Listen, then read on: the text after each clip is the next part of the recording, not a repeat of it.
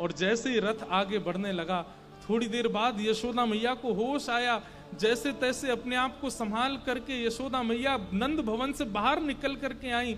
रथ को जाता हुआ देख, एक तरफ तो मन में कुतूहल चल रहा है, ये मेरो लाला नहीं है, दूसरी तरफ बाल लीला पूरी चित्त में घूम रही है, ये वो मेरे प्राण श्री कृष्ण है जिसको सदा हृदय से लगा के मैं रही हूं।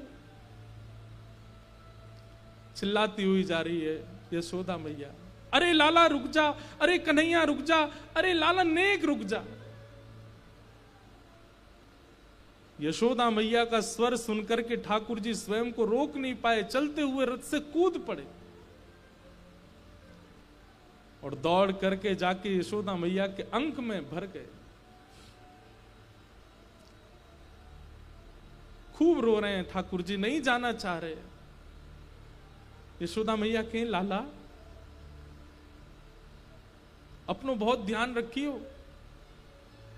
और एक एक रों का मैया स्पर्श कर रही है, ठाकुर जी के मुख का, नेत्रों का, नाक का, ओष्ठ का, ग्रीवा का, वक्ष का, उदर का, घुटने का, एक एक अंग यशोदा मैया अपने हाथों में मानो जैसे स्पर्श समान कर रही हो।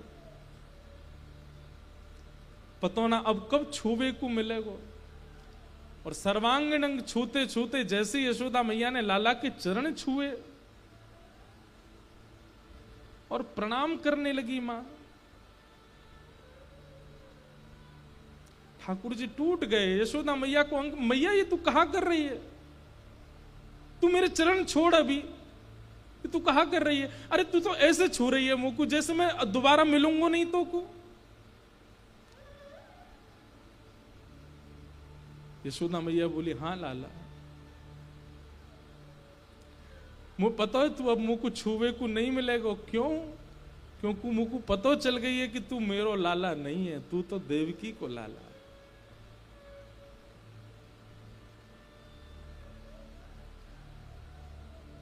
भादों की अष्टमी की रात्रि को कहा भयो मुंह को, अक्रूर जी ने सब बताए दिए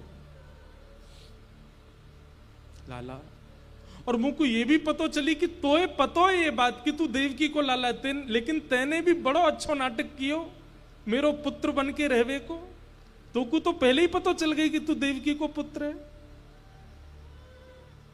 और मुंह को ये भी पता चली कि तो आज भी पता है कि तू देवकी के पास जाके वापस नहीं आएगा, लेकिन फिर भी कैसो नाटक करके जा रहा हो कि मैं परसों आ जाऊंगा। तेरो दोष ना है लाला, शायद हम ब्रजवासीन के प्रेम में ही कोई कसर रह गई होगी जो शायद हमें ये सब अनुभव करना पड़ो। लेकिन तू चिंता मत करे, तू रुकियो मत बिल्कुल, तू जा मैया के पास, अपनी वास्तविक मां के पास जा। पर लाला एक वचन दे के जा,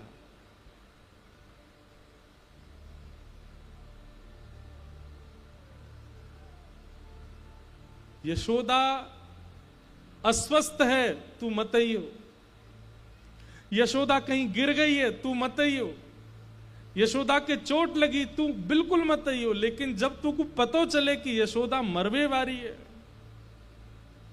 लाला, तू वह समय आ जाइयो बस। और मैं अपने प्राणन से प्रार्थना करूंगी कि तब तक नहीं निकले जब तक मेरो लाला मेरे सामने नहीं आ जाए।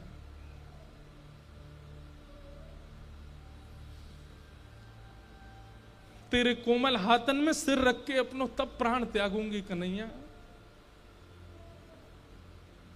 खूब सेवा करियो देवकी की, खूब प्रेम करियो, वाने भी बहुत तपस्या करी जो तो मेरे पास भेज दियो। लेकिन लाला बस एक अधिकार मुंह को दियो कि मैं तेरे दर्शन करते हुए प्राण त्यागूं अपने।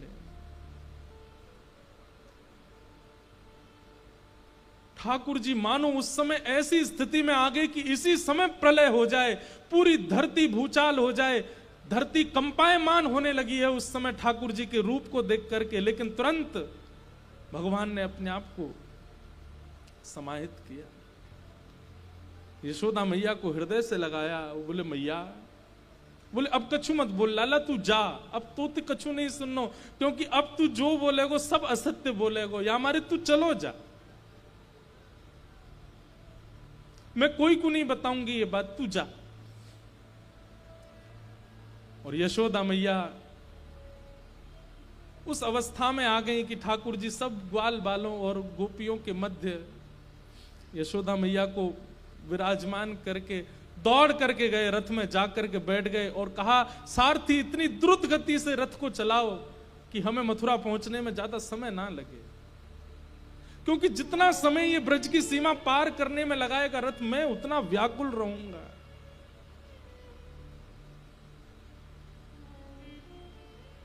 ठाकुर जी मथुरा चले गए।